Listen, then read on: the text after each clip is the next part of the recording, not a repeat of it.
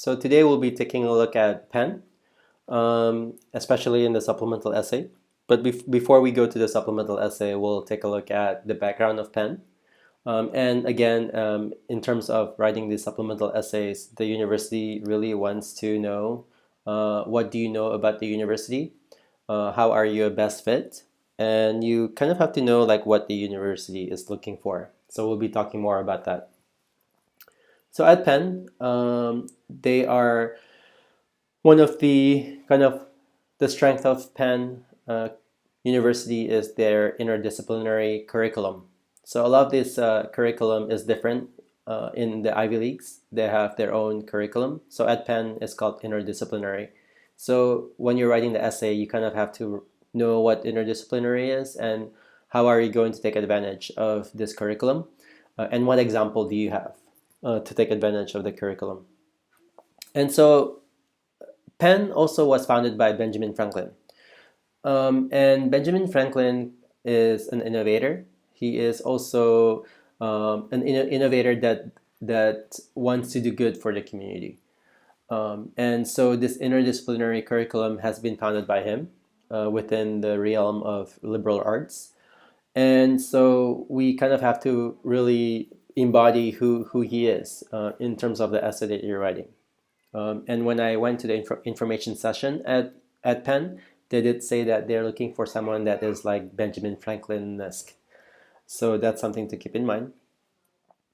At Penn, their school is divided into 4 schools: College of Arts and Sciences, Penn Engineering, School of Nursing, and the Wharton School.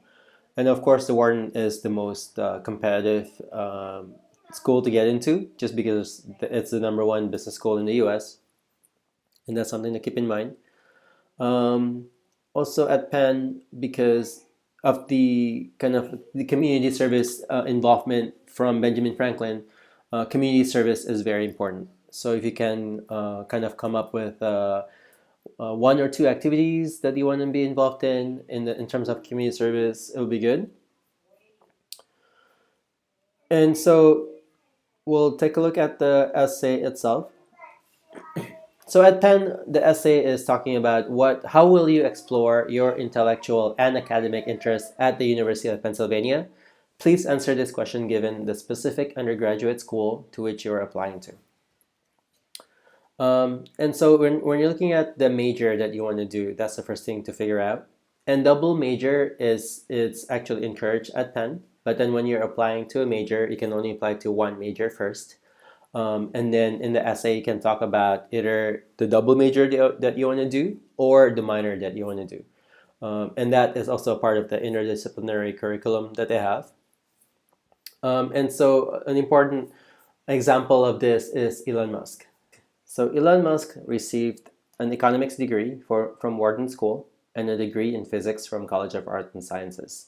So if you're taking a look at what he's been doing right now, is that he's been kind of combining these two together to make a lot of what he's been making, which is PayPal and also Tesla and SpaceX, right? So Tesla and SpaceX is kind of like the embodiment of Elon Musk physics interest and the interest in economics together.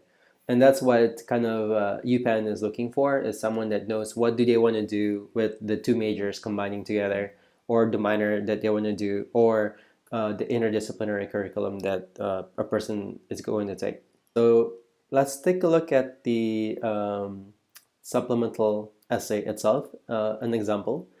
So again, when you're looking at making an essay, make sure that you have an introduction paragraph, a body paragraph, and a conclusion, and that you have a logical reasoning why you're inserting certain things into a paragraph.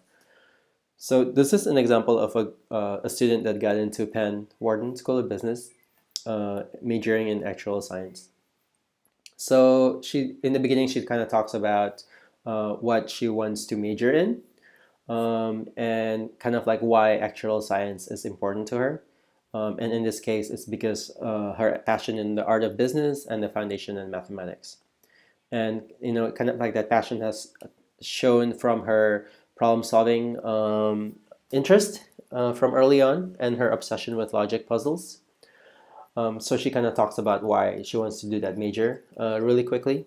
So next, we will talk about the interdisciplinary curriculum itself, and how a student can combine her major within the interdisciplinary education.